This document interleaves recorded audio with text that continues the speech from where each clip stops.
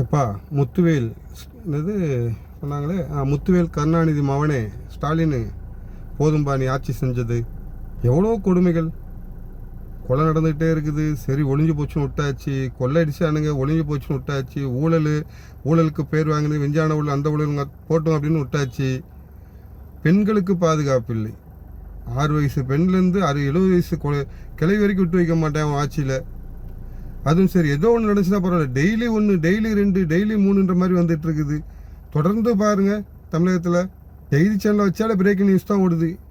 பகீருங்க இது பார்க்கும்போதெல்லாம் இன்றைக்கி எந்த பொண்ணு சொல்ல போகிறான்னு தெரியல, இன்றைக்கி யாரை சொல்ல போகிறான்னு தெரியலையே அப்படின்ட்டு பெண்களை பெற்றோர்கள் வயிறு பற்றி எரிந்து கொண்டிருக்கின்றது. ஆனால் நீ கூட உட்காந்துட்டு ஏசி ரூமில் உட்காந்துட்டு வெல்லும் பெண்கள், இத்தனை மாநாடு நடத்துகிறோம், நாங்கள் தான் அடுத்து ஆட்சிக்கு வருவோம், கூச்சமே இல்லாமல் பேசிட்டு அலைகிறீங்க திமுககாரனுங்க.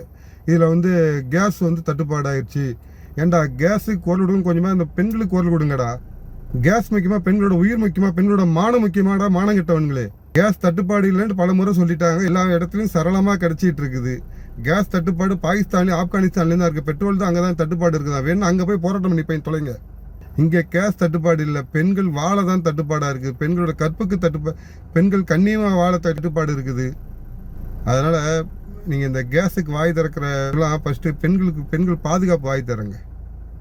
கூட்டணி கட்சிக்காரங்க கூட இருக்கிறவனுங்க, சுரண்டி தின்னு வாழ்ந்தவனுங்க, எச்ச சோறு திங்கிறவங்க எல்லாருமே இந்த கோபாலபுரத்து ஓசிவத்துக்கு அலைஞ்சவங்க போகிறான். ஃபஸ்ட்டு கேஸ் தாராளமாக கிடைக்குதுன்ட்டாங்க. இன்னும் 7 கப்பல் வந்துகிட்டு இருக்குன்றாங்க.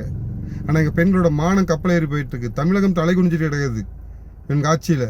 இதை பற்றி கொஞ்சமாவது சோத்துல உப்பு போட்டு சாப்பிடணும் இருந்தால் இதை பற்றி கொஞ்சமாவது பேசுங்க. இல்லை நாங்கள் அதெல்லாம் போட்டு சாப்பிடல, சோத்தை திங்கிறது கிடையாது, நாங்கள் கோபாலபுரத்தில் கழிவறையில் இருக்கிறத சாப்பிட்டுட்டு இருக்கோம் அப்படின்னா மறுபடியும் இதை பற்றி பேசிட்டே இருங்க. கேஸை பற்றி பேசுங்க, பெண்களோட கற்பை பற்றி பேசாங்க, பெண்களோட பாதுகாப்பு பற்றி பேசாதீங்க.